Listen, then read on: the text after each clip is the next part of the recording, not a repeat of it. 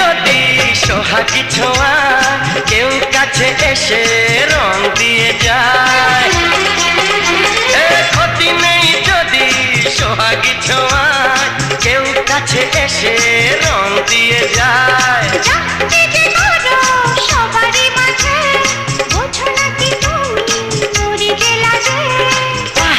তোমাকে লাগছে দারুণ, আরে না না না না আজকে তোমার কথা শুনবো না, এমন দিনে ছেড়ে দেবো সেটা ভেবো না।